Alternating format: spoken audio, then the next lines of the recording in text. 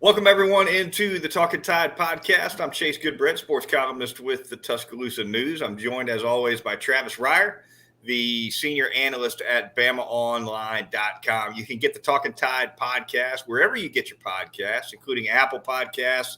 And, of course, we are live on YouTube and Facebook as well. The Twitter feed is Talkin_Tide. Give us a like on both YouTube and Twitter. We'll get you links to our weekly/twice weekly podcast. They drop right there on that Twitter feed. Want to thank Peterbrook Chocolatier of Tuscaloosa, our local sponsor, and of course corporate sponsor DraftKings. More on them later in the program. We begin this Sunday nighter looking back at an absolutely dominant performance by Alabama's basketball team over Kentucky. A home victory, 78-52. The final score, a game that was relatively close for much of the first half. Alabama just ran away with it in a big way in the second half. Big time environment at Coleman Coliseum. The announced attendance was over 13,000. Haven't seen the place that packed in some time. Nick Saban on hand. It was quite a scene, Travis, and Nate Oates' squad gave the people what they came for sure. Yeah, delivered, and it really wasn't a pretty first half, I would say, by Alabama standards. Not exactly the way that they like to play, with an emphasis on the offensive end of the floor, but that made it maybe even more impressive that they had an 11-point lead at 35-24, and kind of the usual suspects with this team, right? And you're starting to get a sense from a scoring identity standpoint. Well, it starts with Brandon Miller. We know that, but Mark Sears, it just seems like you can write down 15, 16, 17 points per game for the transfer, and he did it once again. I mean, when you look at Sears and Miller right now, you can pretty much count on about 35 points per game from that duo. And then, the second half, it was more of the kind of game Alabama likes to play, and turnovers once again for a second straight game. A real positive for Alabama and staying south of double digits and in that area. And so just another impressive performance. I would say efficient too. Pretty efficient performance from this Alabama team. Yeah, the last two games, as a matter of fact, Ole Miss plus the Kentucky game, really have done a nice job cutting down on those turnovers. As you said, Mark Sears, a big game, 16 for him. He wins the Hard Hat Award. Ended up with 6 rebounds as well. You wouldn't expect a guy Sears' size to get any rebounds at all, especially against Kentucky that's got all the size they had. But he was scrappy, loose ball on the floor. He was on it, played good defense as well. Noah Clowney apparently told him in the locker room that now that we've seen you play defense like that, we're going to expect it every game. So Nate Oates relaying that in the post-game press conference. John Calipari, in stark contrast, absolutely flustered after this game. Travis said, "I don't even know if I want to watch the tape." Of course he will, but that was the first thing out of his mouth. He goes into Kentucky's inability to win on the road this year, asked about Oscar Tshiebwe and the rough game he had. He just didn't have a lot of answers, and other than to tip his hat to Charles Bediako, who he said has been known to give Tshiebwe trouble, not just in this game, but before, with his height and his length, and along with some impressive scoring performances. Of course, Brandon Miller leading the way with 19, Travis. Bediako did a really nice job on the big man. It was interesting because you watched that game Saturday and you felt like, man, most, if not all, of the real pros in this game are on the Alabama side of this, especially from a youth perspective, because it's always been largely about one and dones for Cal. This is a more experienced Kentucky team by Cal standards, and it starts with Tshiebwe, and had to bench him a couple of times there in the first half because he was absolutely clueless on the high ball screen action from Alabama. Just multiple lobs and able to, as you said, throw it over the top of him because Bediako did have an advantage in height and length. So Alabama, I thought, did a very nice job in the first half of taking advantage of those situations with the lob. And then in the second half, once Kentucky became a little hypersensitive to that over the top, then you saw ball handlers look to get more to the rim. Javon Quinterly, too, man. We talk about a second straight game.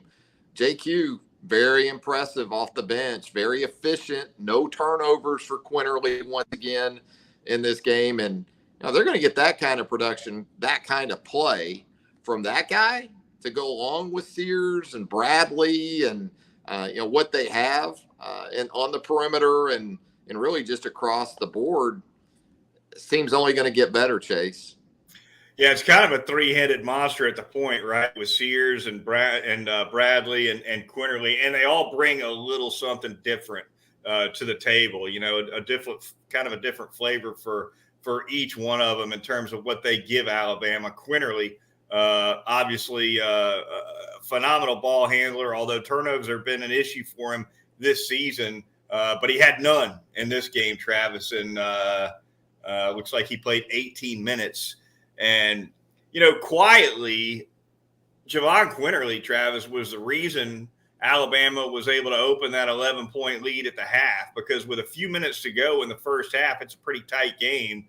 And I want to say in the last 3, maybe 4 minutes of the game, of the first half, Quinterly delivers a layup. He delivers a couple free throws, and he gets a 3-point play. So that's, 7 points for him toward the end of the first half that really kind of opened things up and gave him a pretty comfortable edge at the half, even though the first half was pretty tight for much of the way. Yeah, and Alabama, after the fast start, hit that drought. And I know Alabama fans, when that happens, they just think, here we go, another 7, 8, 9-minute drought like we've seen from some previous Alabama teams. But this team is built in a way from a personnel perspective. First of all, Brandon Miller, typically you're not going to go through many scoring droughts when you have a 6'9" guy that can play like he can on the ball or shoot the three. But they did incur some of that for about 5 minutes without a field goal in that first half. So absolutely, Quinterly was big. And I'll tell you something else that helps where scoring droughts are concerned.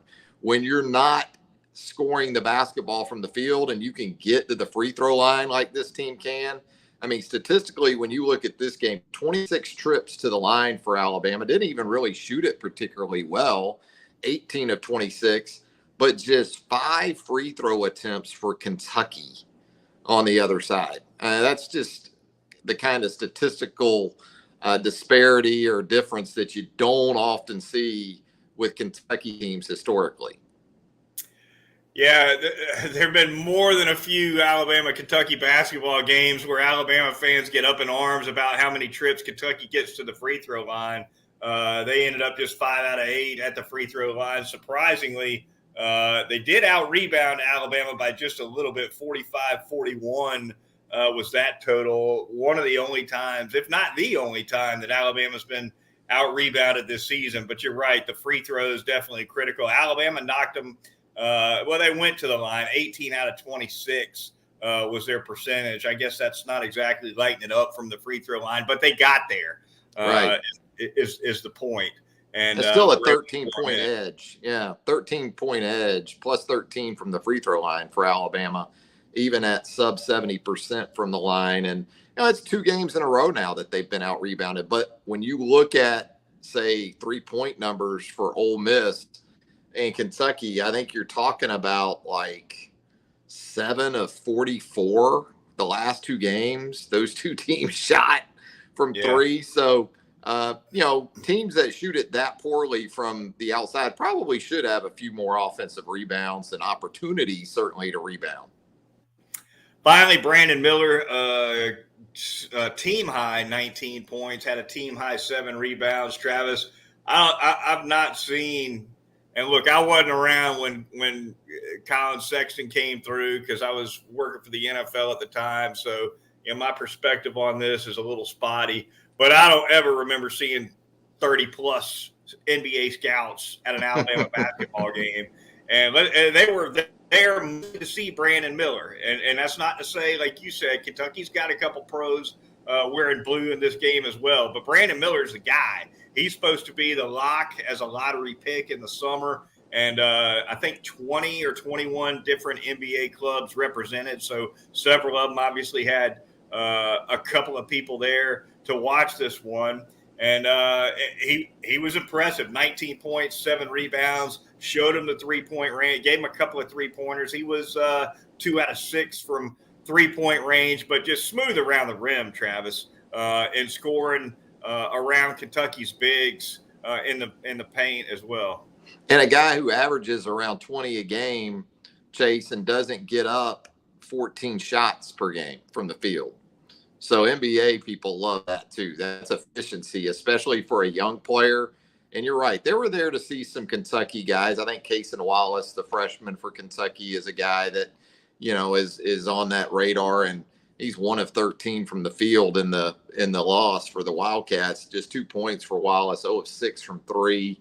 So, yeah, Miller, I thought, even when it didn't come easily for him in the early stages of the game, he stayed within the team dynamic and within himself. And eventually, it seems like, again, kind of like Sears lately, one way or the other, Miller's going to get to his 19-20. Looking forward for the Alabama basketball team, Travis. They're going to be on the road taking on Arkansas Wednesday. That'll be a 6 p.m. Central Time tip-off. It'll be airing on ESPN2. Looking a little further ahead, they will be at home against LSU on Saturday, and then turn around and go back on the road to take on Vanderbilt in Nashville and Missouri in Columbia. You're on just how this next stretch of 3 or 4 league games sets up for Alabama. Yeah, the trip to Arkansas has been a tough one for Alabama basketball historically. I think you could probably say that for a lot of teams, but Alabama 6-21 in road games between Barnhill Arena, which is where Arkansas once played, before Bud Walton Arena. So Alabama has not won in Fayetteville, Chase, since 2012. So they got a little bit of a demon to exercise there. It's an Arkansas team right now playing without 2 of its very best players. Talk about Nick Smith Jr. as a freshman, was one of the most highly coveted recruits for the 2022 cycle. Trayvon Brazile, a transfer from Missouri, is out with season-ending ACL injury, a guy that comes off the bench or came off the bench and provided really good post depth for Arkansas. So it's a wounded Arkansas team. It's an Arkansas team that, when we talk about perimeter basketball right now, is not shooting it well at all. So it's a big one for Arkansas. Arkansas is 1-2 in the league, man. This is a team that was like Alabama in top 10s in the preseason, and needs to get the job done at home because it's dropped its first 2 road games in SEC play.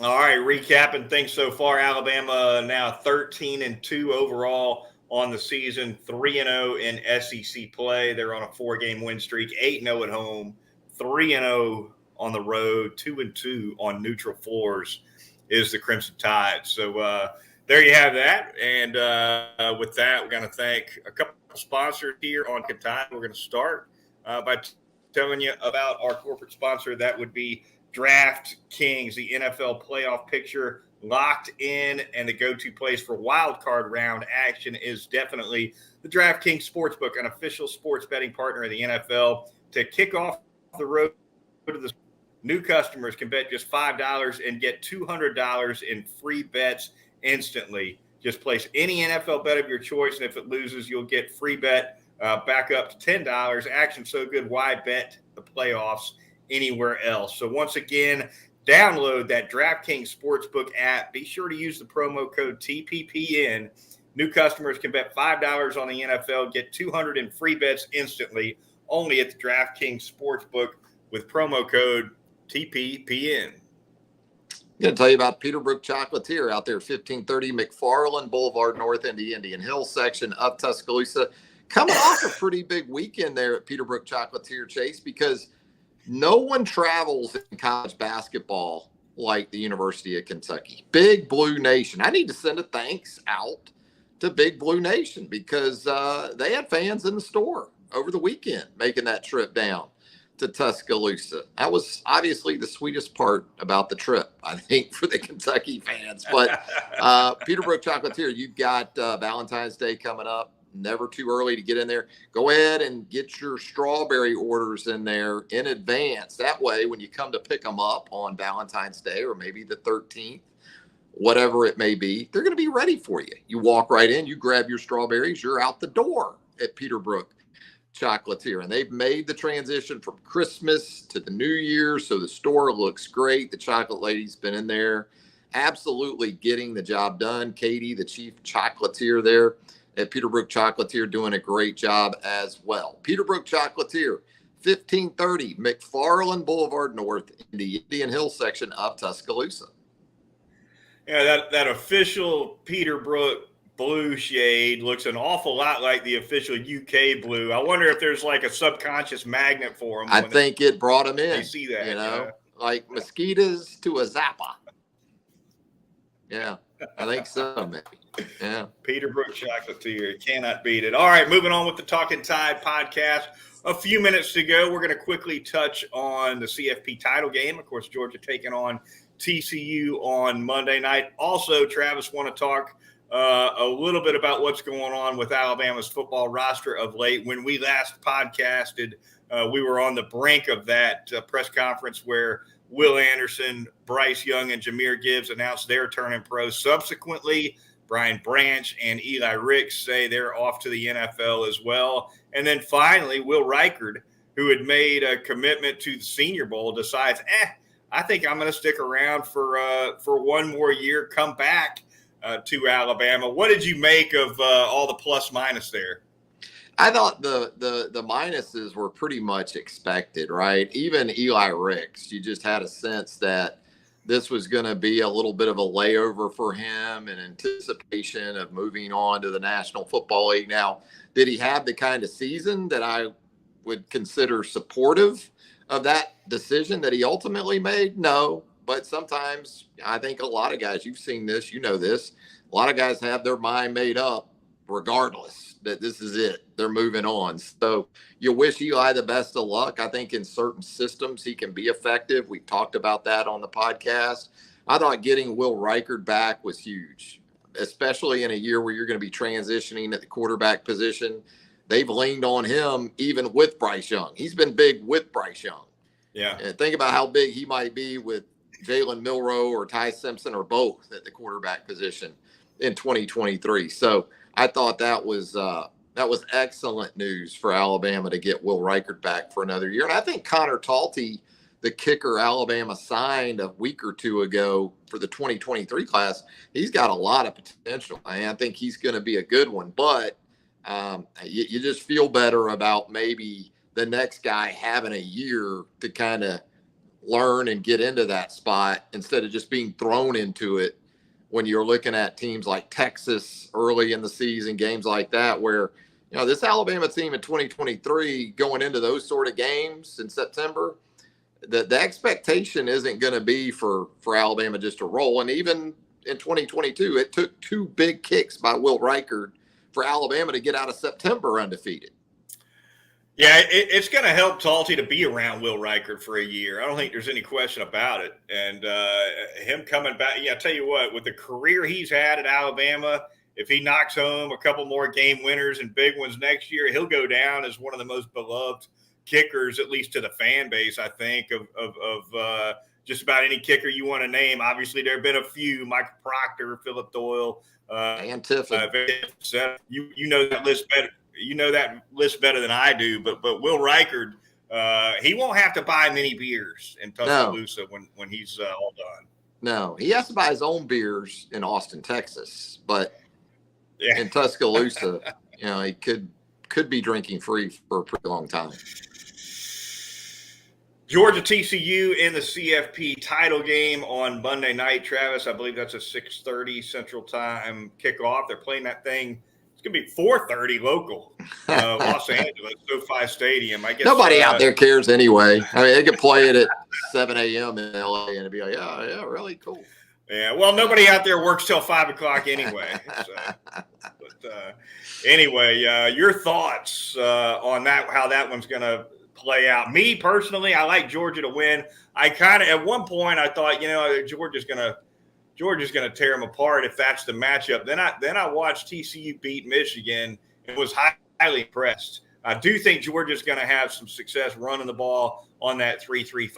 I think they can bully their way to a big game on the ground. They've obviously got the huge weapon in Brock Bowers in the passing game with Stetson Bennett.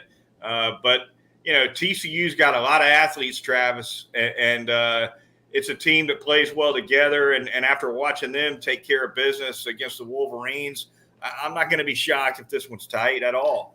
I hope you're right, man, because my initial and lasting thought on this game, at least going into it, is I already saw this game. It was the Sugar Bowl. I saw Alabama K-State, and I kind of envision a similar result for Georgia and another Big 12 team in TCU. I hope I'm wrong. I hope it's a competitive game. I hope we're glued to our sets for all 4 quarters.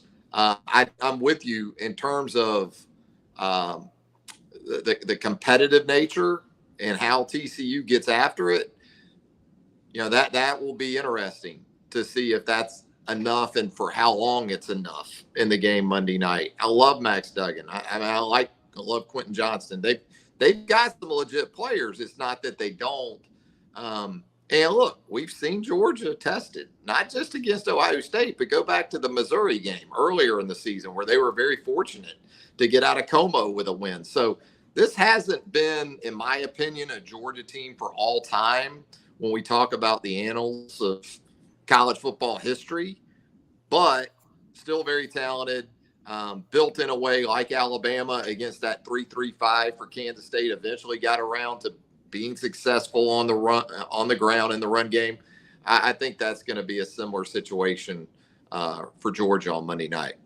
Going to be fun for sure. Georgia TCU for all the marbles in college football on Monday night. All right, that's going to do it for the Sunday Nighter here on the Talkin Tide podcast, an abbreviated version of Talkin Tide. We enjoyed being with you. Thanks to our viewers and listeners. Be sure to join us again next Sunday night when we'll be recapping Alabama's basketball game against LSU and other news around UA athletics. So for Travis Reier of BamaOnline.com, I'm Chase Goodbread, the sports columnist with the Tuscaloosa News and the co-host of Crimson Cover Television.